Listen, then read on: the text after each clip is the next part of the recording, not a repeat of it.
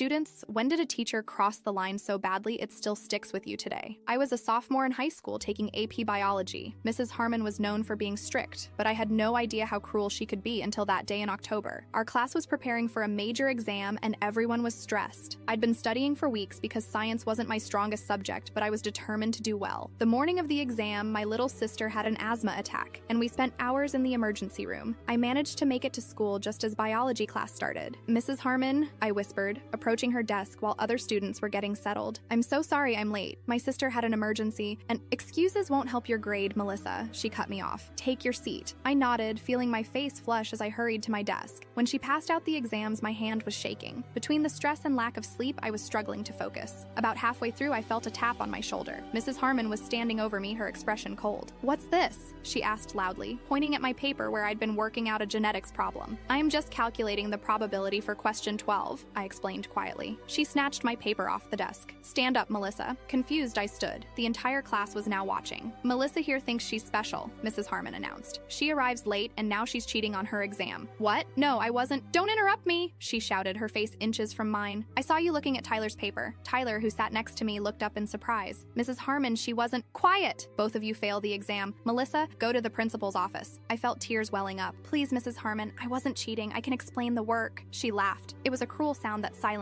the room. Oh, you can explain genetics now? The same student who barely passed the last quiz? Your mother called last week asking for extra help, saying you're struggling. Now suddenly you're an expert. That's when something inside me broke. Not just because she was accusing me falsely, but because she'd revealed something deeply personal to the entire class. My mother had confidentially reached out, and Mrs. Harmon had just weaponized that against me. That was a private conversation, I whispered, tears now streaming down my face. Nothing is private when it comes to academic integrity, she snapped. Now go! As I gathered my things, humiliated, my classmate Emma stood up. Mrs. Harmon, I was watching Melissa the whole time. She wasn't cheating. Others began nodding. Tyler added, she was just working out the problem. I saw her paper. It's completely different from mine. Mrs. Harmon's face darkened. Are you all conspiring now? Everyone back to work? But something had shifted. The class didn't return to their exams. Several students put down their pencils in silent protest. I walked out, but instead of going to the principal, I went to my guidance counselor and told her everything. She took immediate action. By the end of the day, the principal had collected statements from 15 students who witnessed the incident. Mrs. Harmon was placed on administrative leave the next day. She never returned to teach at our school. The administration apologized to me and my mother. My exam was regraded by another teacher, but the damage was done. For years afterward, I struggled with anxiety before tests, hearing her voice in my head questioning my intelligence and integrity.